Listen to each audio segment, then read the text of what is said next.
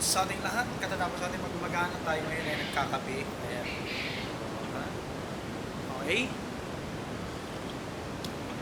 So ngayon po, tawag dito, kukumplituhin na natin yung order ni Sir Ed dyan, tapos i-deliver na rin po natin sa kanya. So may 300 pieces na tayo dyan mahigit. At hopefully maka 100 plus pa tayo ngayon, no? Maka 100 plus pa tayo ngayon sa ating mga egg collection. Tara silipin natin. Marami ako nakuhang fertile eggs eh. Ayan. Oh, ha? Okay. Pipilian lang natin yan. Pilihan lang po natin. Hindi tayo nagmamadali, no? Ng pag-incubate. Alright?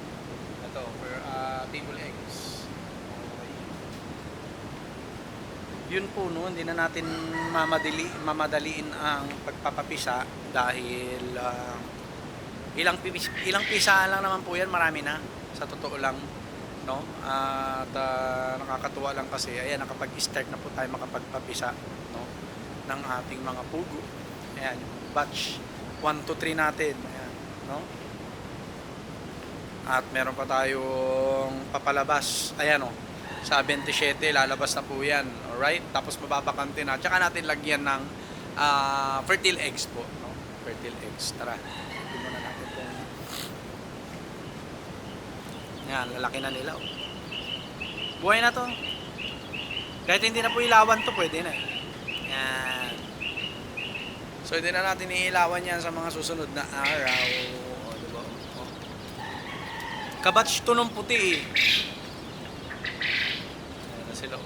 Batch to natin. Kabatch sila ng puti, pero yung puti, eto, naiwan na rin ang laki ng mga nandito. Saan na siya? Yan, oh. Kawawa naman. Okay, wala na po namatay, pero may alanganin pang isa. Ayun, oh. Kung di ako nagkakamali, may alanganin pang isa. So ayan, marami-rami ito. So, ha? So, yan, meron pa tayong malapit mapisa. Kapag yan po ay napisa na at medyo malalaki na yung mga nandirito, lagay na natin doon. No, lalagay na natin dito sa ano natin. Pero kasi kukunin po yun eh, yung 56 heads natin na layer dyan, no, sa linggo, no. Kaya may mababakante talaga, no.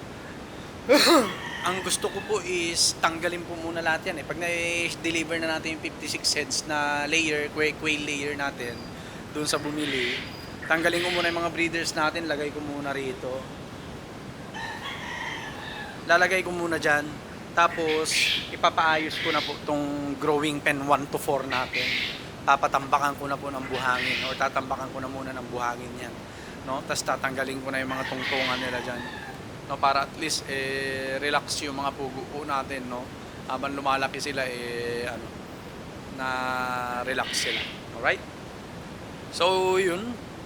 Samahan nyo ako magtala ng itlog ng pugo. Ito muna, mga fertile eggs natin. Ayan.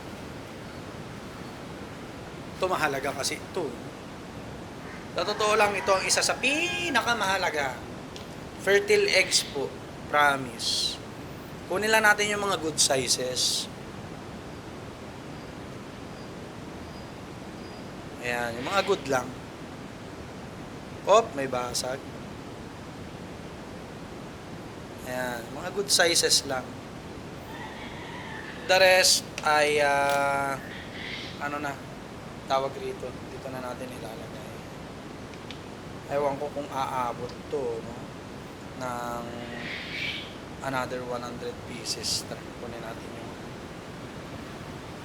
yung mga table eggs. Yan, hindi na tayo nagmamadali po magparami, no? At papitik-pitik lang din. Naibenta kasi natin yung ano eh, yung 50 pieces nitong batch 2 natin eh. No? Syempre, customer, no? At nag-request naman siya. At saka nakapila naman, no? Kaya ang ginawa ko, binigyan ko na rin ng sisiw. Nangihinayang ako kasi first time mag-alaga ng tao. Nangihinayang ako kasi mga papisa ko, no? Gusto ko ako mag-aalaga. nakakapanginayang po yung mamamatay lang sa kamay ng iba, yung mga pinapisako, no? Okay? Kasi wala siyang ka-idea po kung paano mag-alaga ng pugo. Kaya another tip po, kapag kayo po ay mag-aalaga ng livestock, no? Alamin niyo po muna in advance, no? Kung paano yung tamang pagpapalaki, tamang pakain, tamang painom, tamang kulungan, tamang lugar para sa mga kulungan ng mga alaga po natin. Kasi bakit? Ang magsasuffer po yung mga hayop po. And ako po dito, medyo malambot ang puso ko pagdating sa hayop, sa totoo lang, no? At lalo sa mga pinagkakakitaan ko. Hangga't maaari gusto ko sana maging ano sila. Um, alam niyo yun? Safe sila, no? Safe hanggang maging productive, safe hanggang makal, yan, no? Alright? So, yan lang ang natira tuloy, konti lang sila.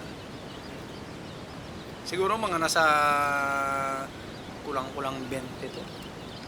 Or more or less 20. Ito rin, more or less 20 rin po to. Ayan. Okay. Ito, siguro nasa more or less 30. More or less 30 po to. No?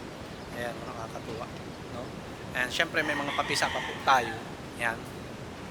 Ang mahalaga po na hindi natin tatanggalin ito. Diyan po natin malalaman kung ilang day old na sila. No? So, yun lang po. God bless po sa ating lahat. Peace!